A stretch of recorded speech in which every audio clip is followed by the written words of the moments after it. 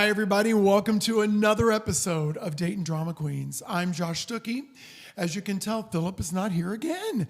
Ever since this Big Gay Jamboree took off, he's been so busy. We're so proud of him. So congratulations, Philip.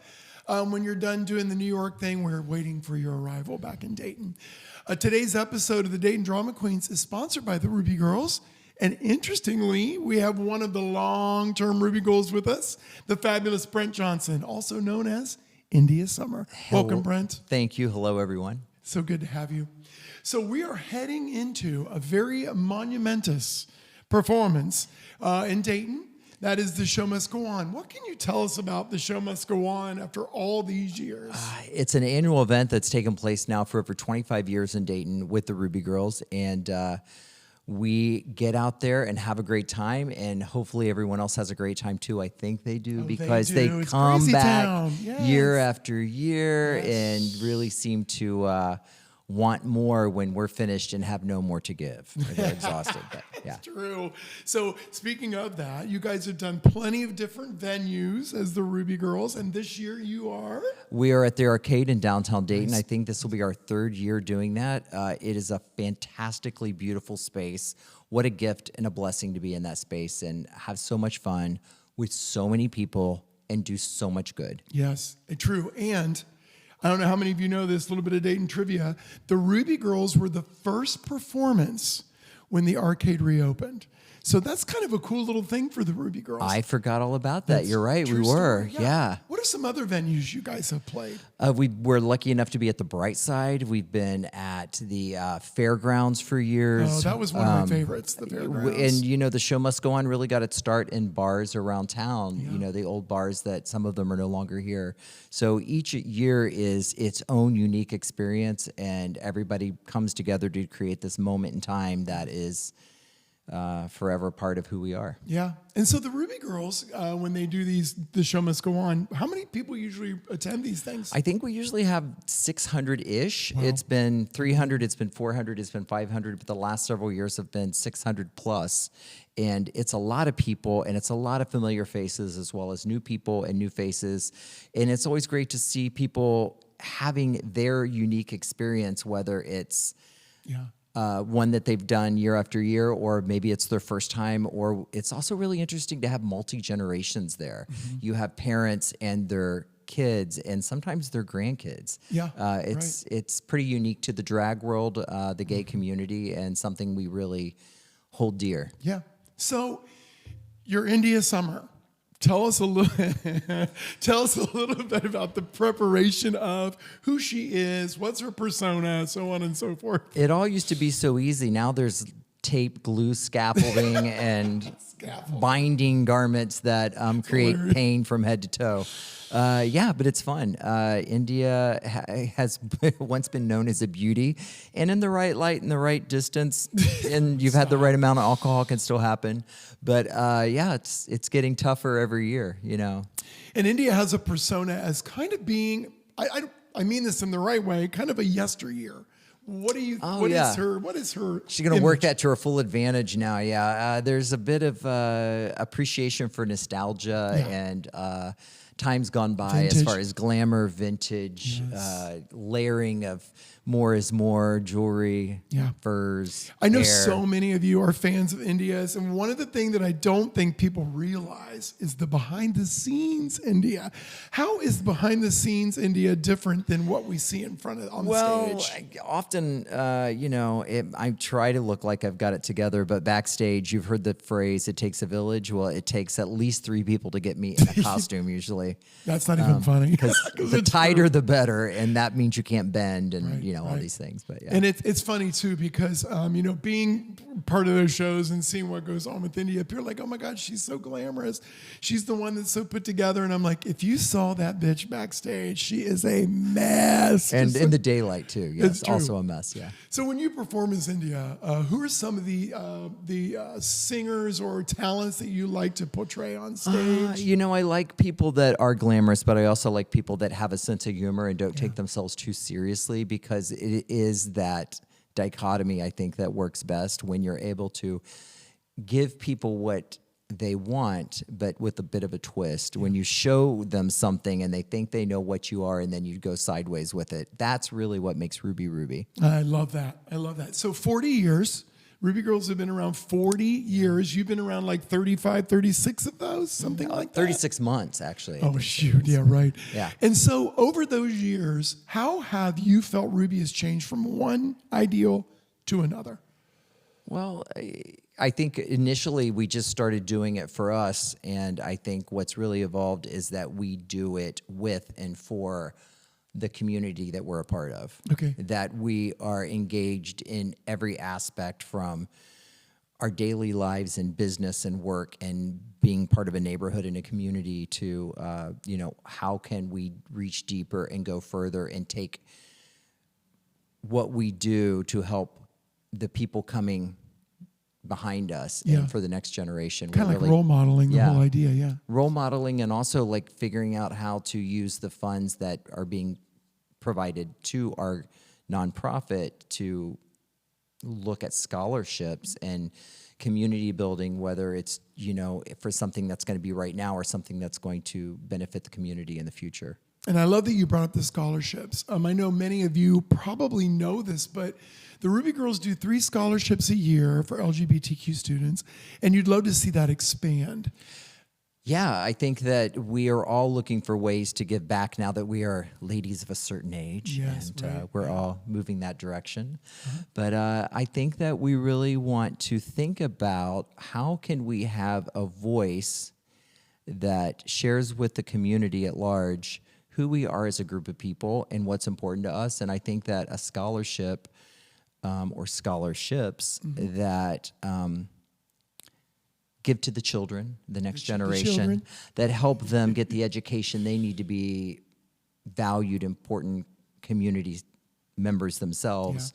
I think there's just value in that, and I think it's awesome. We started with our 1 scholarship. It's grown to 3 scholarships.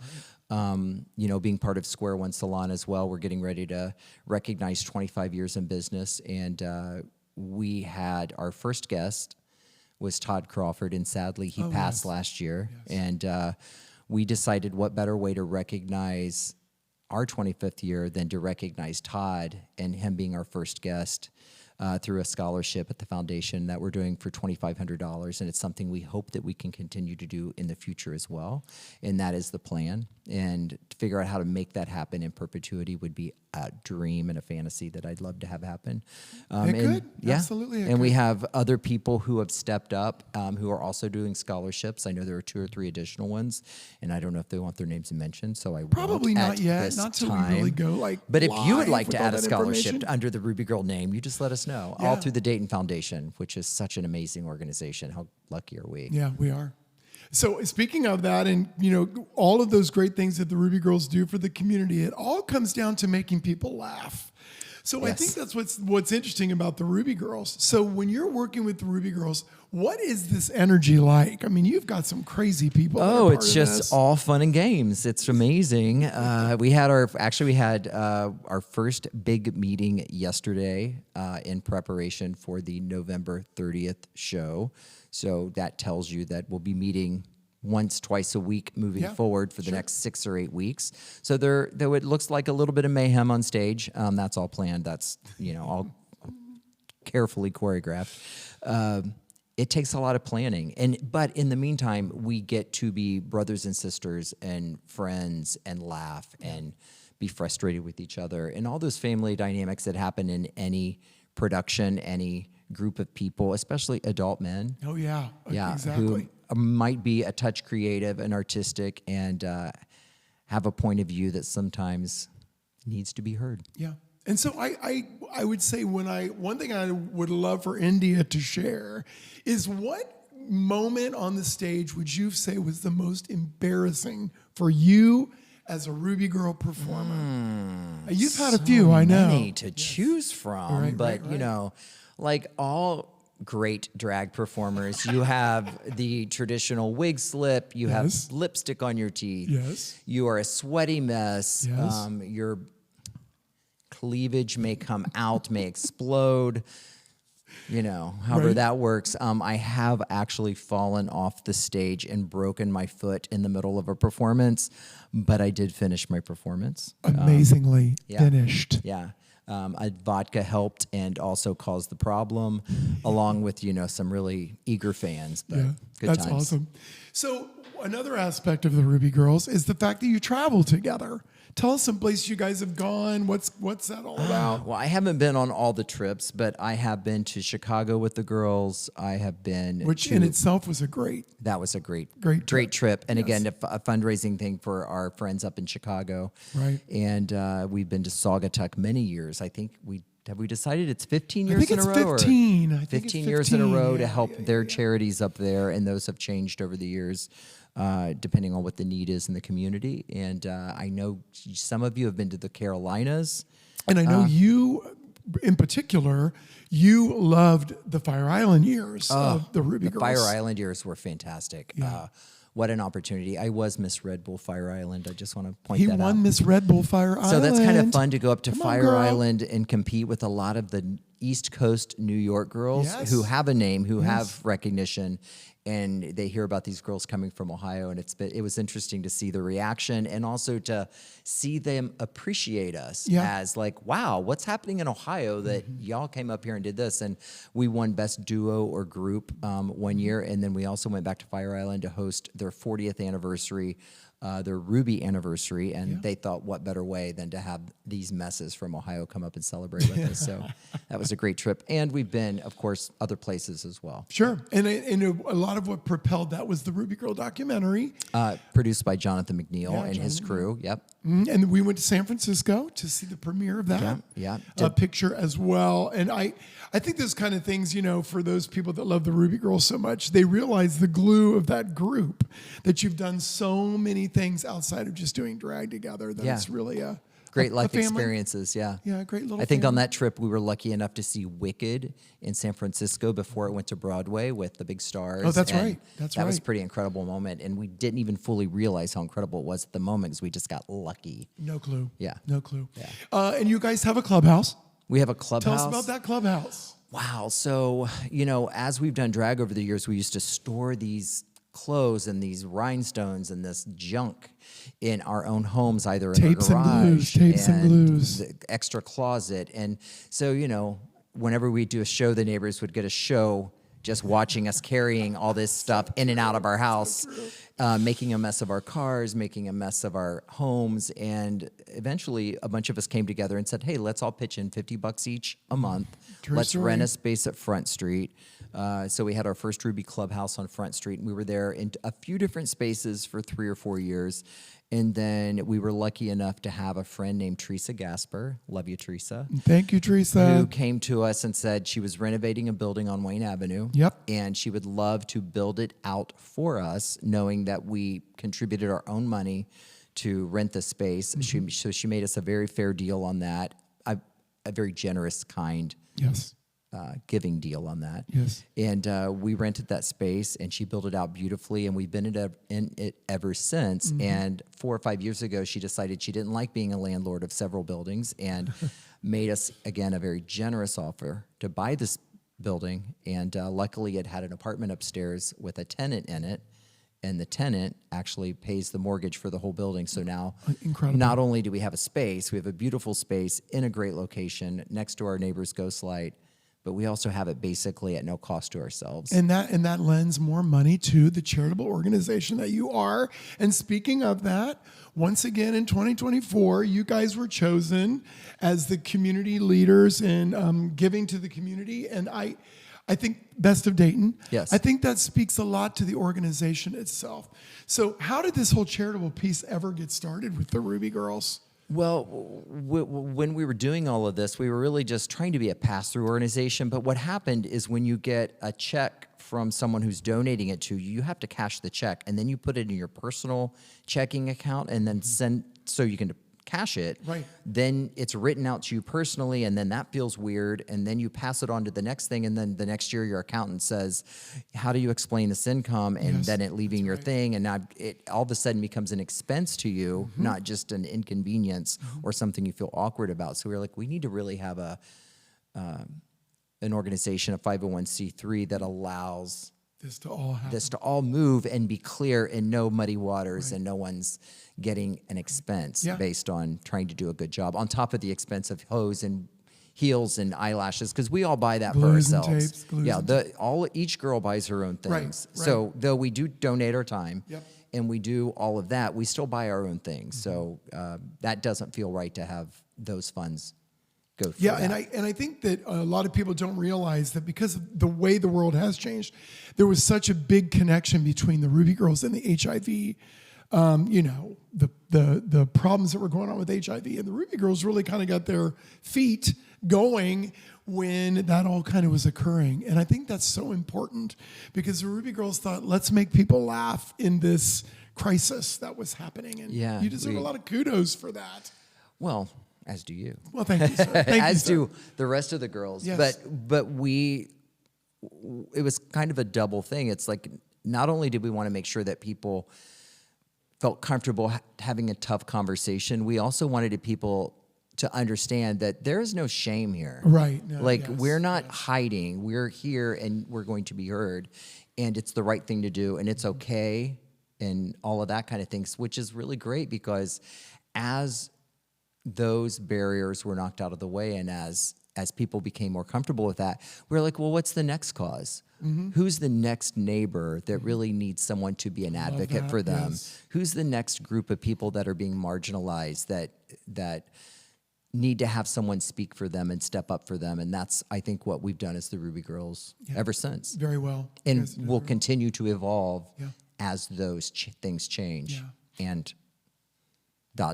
remain the same. Right. I was recently with some of the Dayton Foundation people, which is, many of you know what the Dayton Foundation does. It's really the leader in kind of charitable giving for this area. And one thing that the people were saying that were with the Dayton Foundation is the Rubi Girls have this solid, strong sponsorship. What do you think it is that drives these people to continue to sponsor the Rubi Girls? I think they love that we are joyful, that we are intentional, that we do great things with their money. So what a lot of people also don't know is, they see that we have a clubhouse and we might have these really gorgeous costumes. Gorgeous. That might be someone's dead aunt's dress, who knows? But anyway, they see these things and like, oh, the money goes to support that. But that is not what the money goes toward. We have a tenant that pays for that building. Yes. Our bus was donated, and I won't say by whom because they don't want to be hit up a million times. But that thank bus you. Is a mess. It's thank fabulous. you for those that contributed to that. Yes. We buy our own costumes. So when it comes to the money that you give to the Rubi Girls, I'm going to say 95% of it goes right to the causes that we give to. Yeah. And much of it is through the Dayton Foundation, which has an impeccable reputation. And we just really want to make sure that people feel confident, that we are competent and thoughtful about how their money is spent and that it goes to where they want it to go. So I think that builds a lot of trust. Let's say I'm listening to DDQ right now and I'm driving in my car and I want to know how I can support the Rubi Girls. How do you recommend they do that? Well, I hope I'm getting this answer correct, but I would think you would go to RubiGirls.com or go to the Dayton Foundation directly. Good idea. We have an account there you can give directly 8080. to. The account number is 8080. Teamwork. Teamwork, yes. So that's great. And I think a lot of times people do want to know how can And I then help there's the always Rubi the Girls? Rubi Girl merchandise. We have T-shirts and hats and tumblers and all that kind of stuff. And Measuring tapes. Measuring tapes and Yes. all kinds of fun things for your stockings and your life and your... Yeah. So what do you see? This T-shirt's available right now at RubiGirls.com. And I love that too. It's one of my favorite T-shirts it's you a great guys ever T-shirt. did. What do you see as the future of the Rubi Girls?